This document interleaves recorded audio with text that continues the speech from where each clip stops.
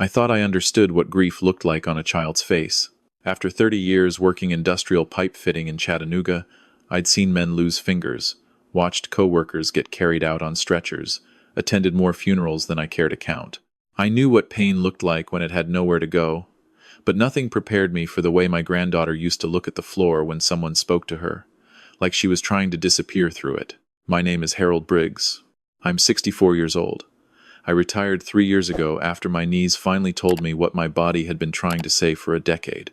My wife, Carol, passed not long after that pancreatic cancer, fast and merciless.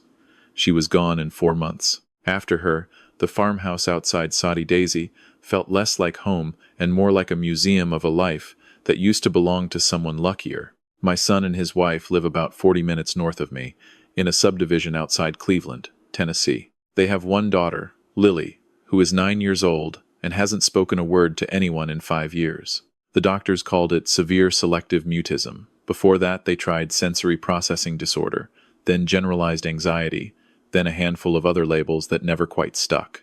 Lily communicated through pointing and a small spiral notepad she kept in the front pocket of whatever she was wearing. She'd write in block letters, neat and deliberate, and hold it up for whoever needed to read it. She was never loud, never disruptive.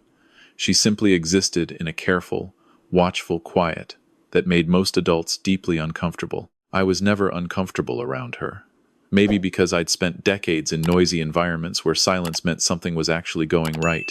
Or maybe because I saw Carol in her eyes that same quality of seeing everything and choosing carefully what to respond to. My son called me on a Thursday evening in February. He didn't bother with small talk. "Dad, I need a favor, and I need to ask it fast, because we've got an early flight." He explained that his company had a regional leadership conference in Nashville starting the next morning. 4 days, mandatory attendance. His wife was going with him because she had a client meeting connected to the same event. Their usual childcare had fallen through. The woman who normally helped with Lily had taken her own family to Florida for the week. Could Lily stay with me? I said, of course, before he finished asking. Lily was my granddaughter. 4 days was nothing. They arrived around 9 that night, my son carrying Lily's rolling bag, and his wife moving through my living room with the specific efficiency of someone who wanted to leave faster than was polite. She went through Lily's routine in the tone of a person reciting a grocery list. The notepad supply was in the front zipper pocket. Lily preferred her eggs scrambled, not fried. She needed the hallway light left on at night. Her tablet had her communication apps if the notepad wasn't enough, though she rarely used the apps anymore. My son crouched down to Lily's level near the front door. She stood with her backpack on, watching him with those steady gray eyes. "You're going to stay with Grandpa for a few days," he said. "We'll call every night. You'll be okay." She didn't move, didn't nod.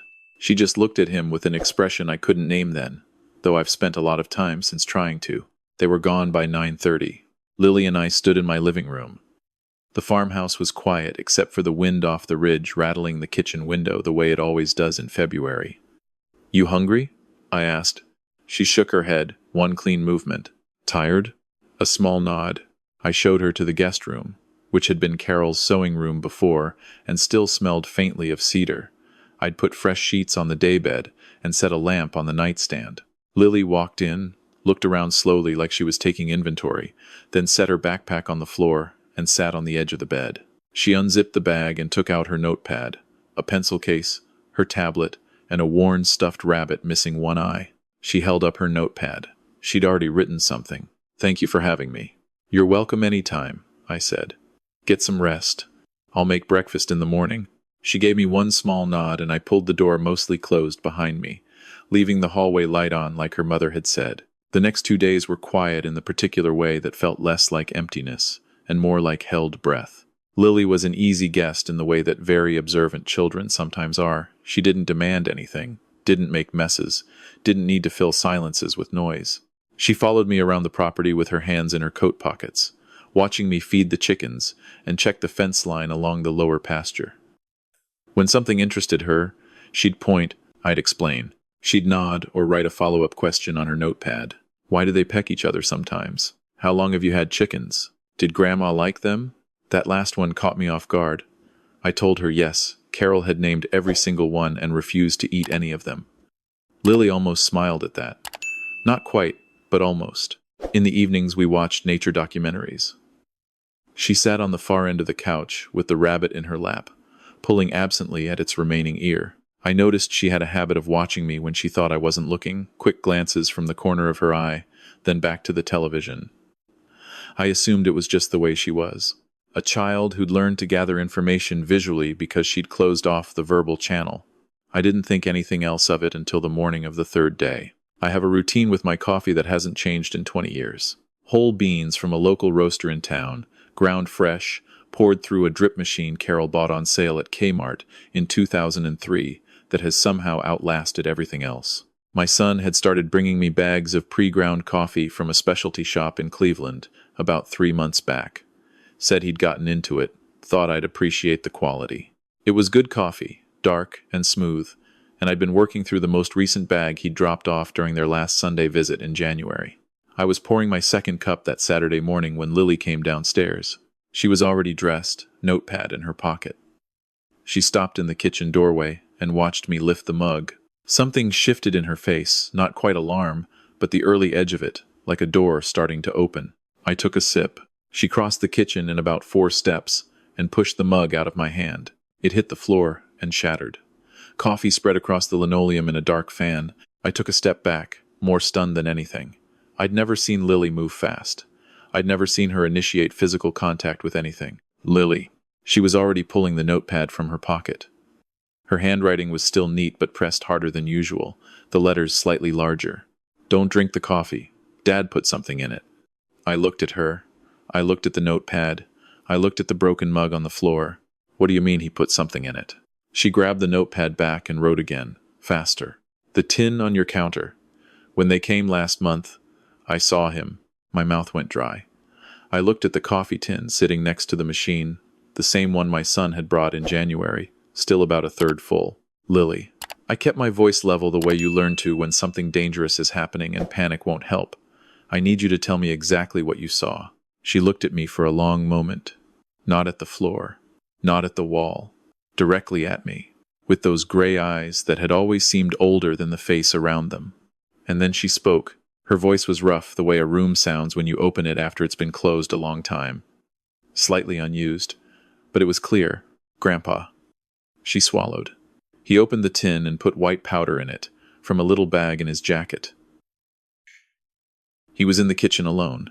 Mom kept you in the living room showing you something on her phone. The world did something strange for a moment. Not spinning exactly, more like everything went very still. Lily. My own voice came out quieter than I intended. Did you just talk to me? Yes. She said it like it was a simple thing. Like she'd been doing it all along. Because, as I was about to learn, in a way she had been. I sat down in the kitchen chair. My legs had decided they were done with standing. She pulled out the chair across from me and sat down, folded her hands on the table, and told me everything.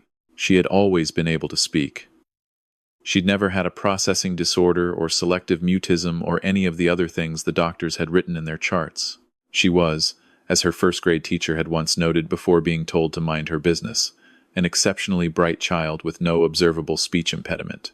The silence had started when she was 4 years old. Her mother had come into her room one night after she'd overheard a conversation she wasn't supposed to hear, something about money, about Grandpa's land, about how things were going to have to change. Her mother had sat on the edge of her bed and explained in a very calm voice that there were family things that had to stay private, that children who talked about private family things got sent away, not to relatives, to places for troubled children, places that were not warm, places where she would not have her rabbit or her notepad or anyone who loved her, and that her mother would always know if she told, because mothers always know. She was 4. She believed it. She stopped speaking that same week and never started again. But she didn't stop watching. She didn't stop understanding.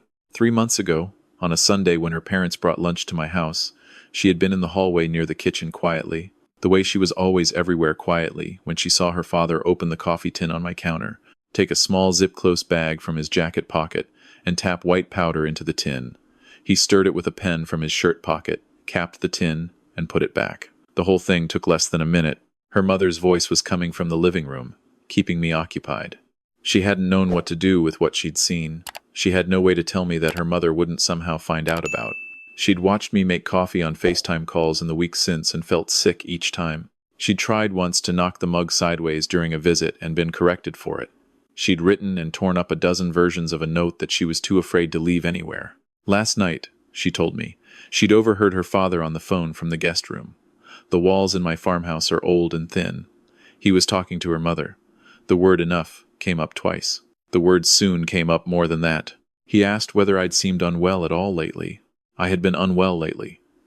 I'd been bruising more than made sense. I'd had nosebleeds twice in January, which I'd chalked up to the dry winter air. I'd been tired in a way that felt different from the tired of age, though I couldn't have said exactly how. I'd mentioned it to my doctor at my last appointment, and he'd ordered a follow-up blood panel I hadn't gotten around to scheduling. When I heard all of this, not in the careful block letters of the notepad, but in that rusty, quiet voice that hadn't been used in 5 years, I did not feel the rage I might have expected. I felt something colder and more precise, like standing at the top of something very high and understanding exactly how far down it goes. I called the county non-emergency line. They transferred me twice before connecting me to a detective who listened without interrupting. She told me not to touch the coffee tin. She would send someone within the hour. She also told me, quietly, that what I was describing, if accurate, would be taken seriously. While we waited, Lily sat across from me at the kitchen table. She'd tucked the rabbit under her arm. She spoke in short sentences, like someone relearning a language from the beginning, feeling out how much each word could hold. "I was scared you wouldn't believe me," she said. "Adults don't believe things they can't hear. I believe you. I know. That's why I told you." I asked why she'd waited until this morning. Why not yesterday?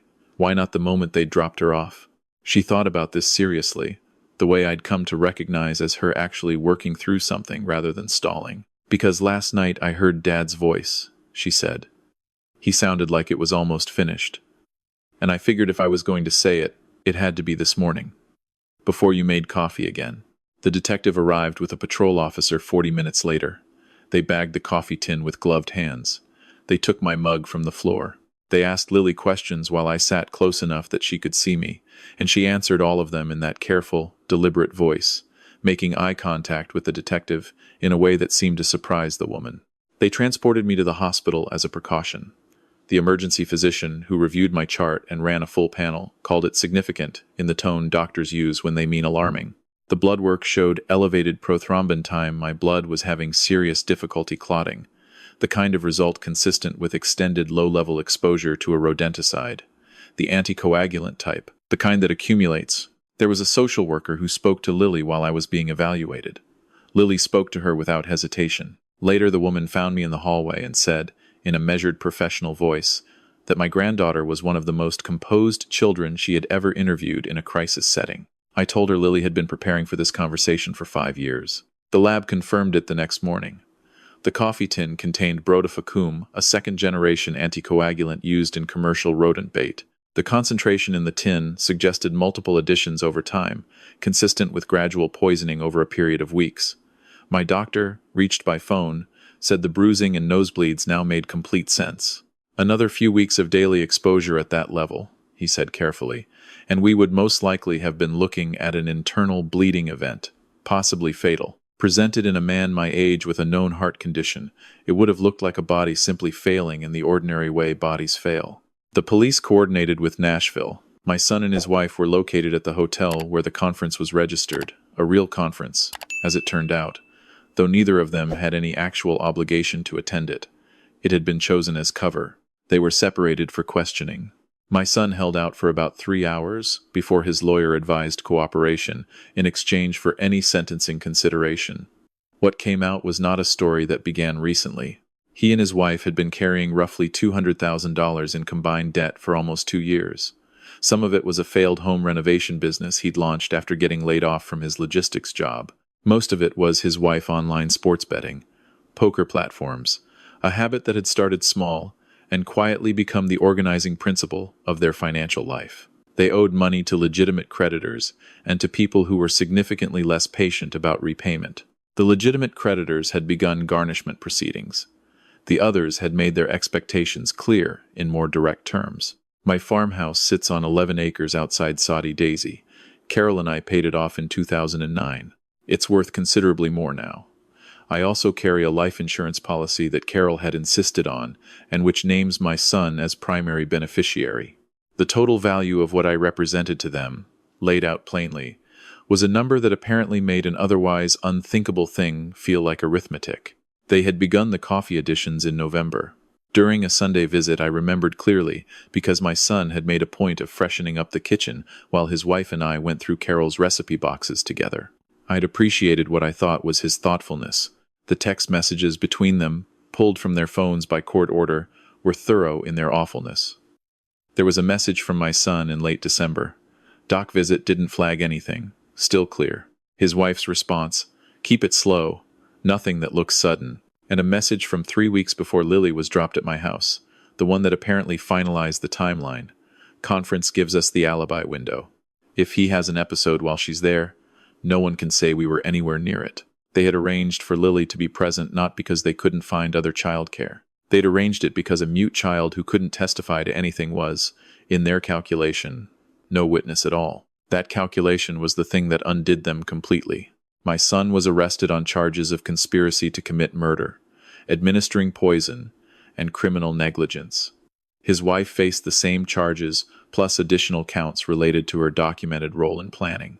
Lily's testimony, given in a victim services room with a trained advocate beside her, in a voice that no longer shook, described not only what she had witnessed in my kitchen in January, but 5 years of being systematically threatened into silence by her mother. The child abuse charges were filed the same afternoon. Lily came home to the farmhouse with me the following week, by emergency custody order.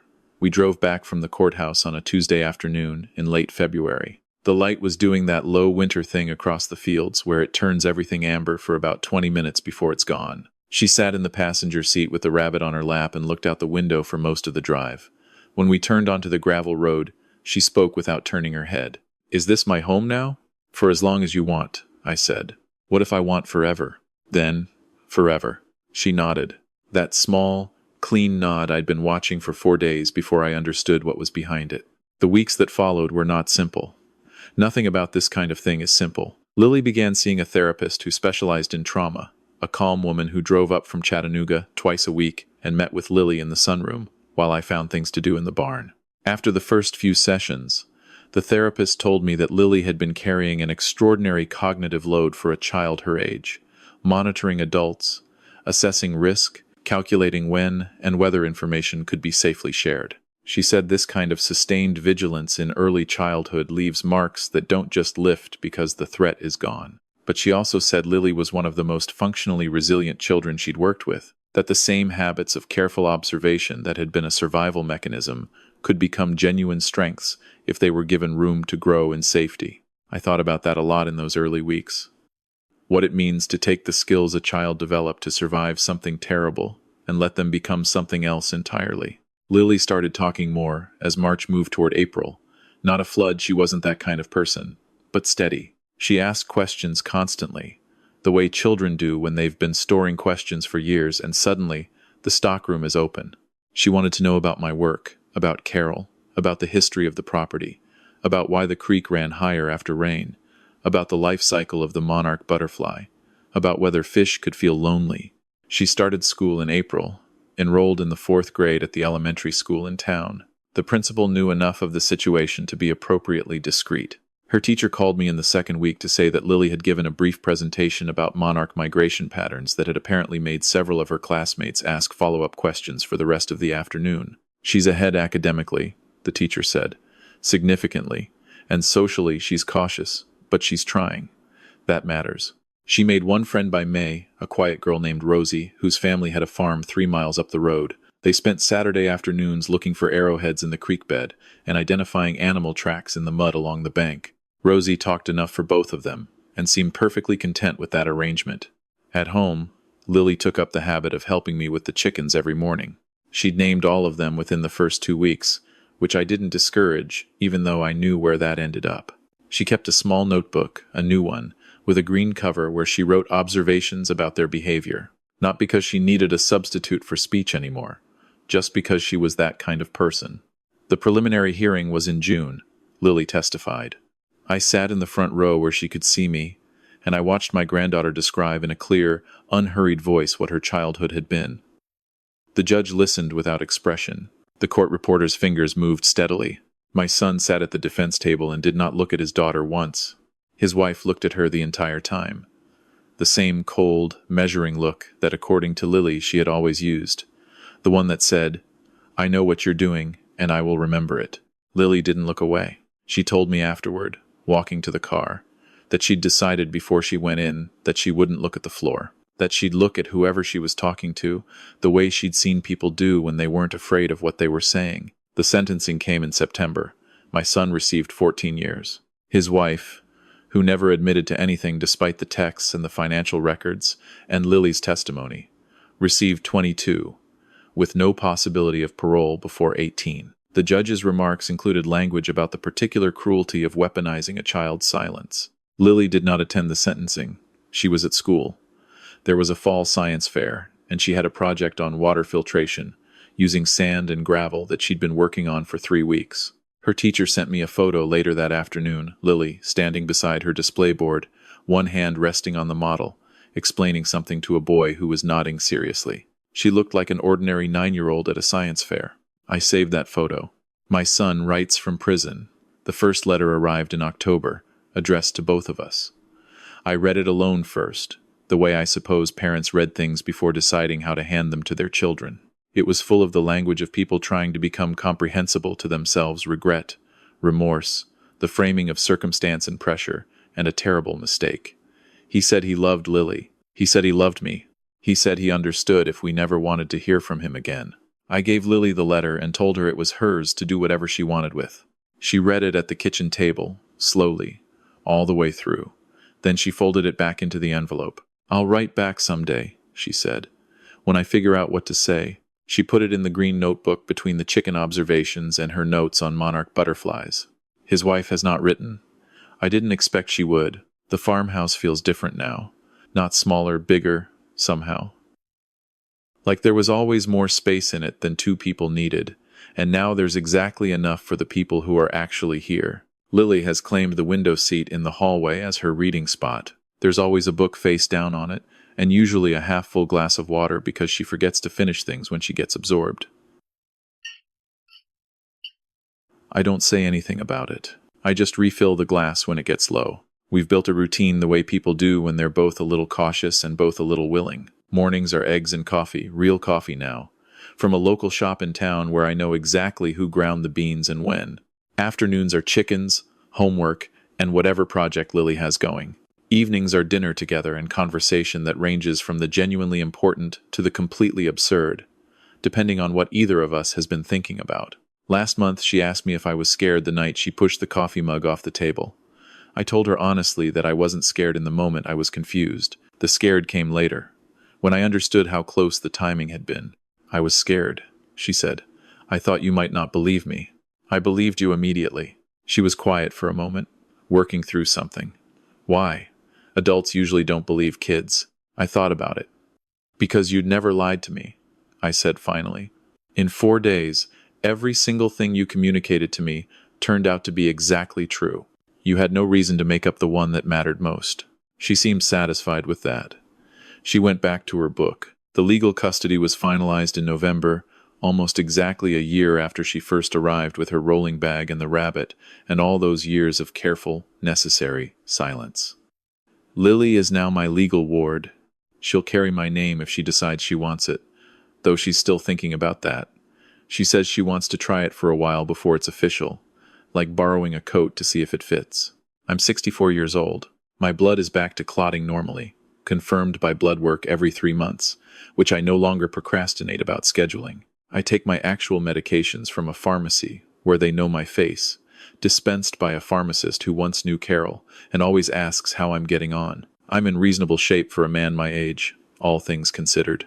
I think about the 11 acres and what they're worth, and how that number meant something terrible to people I loved, and how it means something different to me now, not an asset or an inheritance, but a place where there are chickens with names and a creek where a 9-year-old looks for arrowheads on Saturdays and a window seat with a book always left open. I think sometimes about all the other children who are quiet in ways that adults explain away without examining. The ones given labels that make the silence legible and then stop asking what the silence is actually about. Lily had a folder full of diagnoses, and not a single person who said simply, "This child understands exactly what is happening. Maybe we should find out what she knows." She knew everything. She had always known everything. She was waiting for the moment when saying it would be safe enough to matter. I don't know how many children are waiting for that moment and never finding it. That thought keeps me up some nights in a way that isn't quite grief and isn't quite anger, but lives somewhere in the territory between them. What I know is what I have in front of me. A farmhouse with too many chickens. A 10-year-old who reads above her grade level and forgets to finish her water, and is slowly, carefully learning that the worst thing that can happen when you say a true thing is that someone doesn't listen, and that even that isn't enough reason to stay silent. Last week she gave a talk to her whole class about monarch butterflies. She spoke for nearly 20 minutes. Her teacher told me afterward that a few of the other kids cried, though they couldn't quite say why. I think I know why. There is something about a creature that travels that far and arrives anyway. Something about the distance between where a thing starts and where it finally lands. That evening I asked her how it felt. She thought about it in that careful way she has, pulling on the rabbit's remaining ear. "Like I've been talking for a long time," she said. "It just took a while for anyone to hear it. We have a good life now, not the one I had planned, not the one either of us would have chosen if choosing had been on the table. But it is ours, fully and without conditions. And it is enough, more than enough." Tonight she's upstairs. I can hear her moving around, probably setting up the next thing she's going to try to understand. The window seat light is on. The chickens are settled for the night. The farmhouse is warm. Tomorrow we're driving into town to look at a dog at the shelter. She's been researching breeds for 2 weeks and has narrowed it down to 3 options, with notes. She showed me the notes. They were thorough and precise and exactly right. I shouldn't have expected anything less.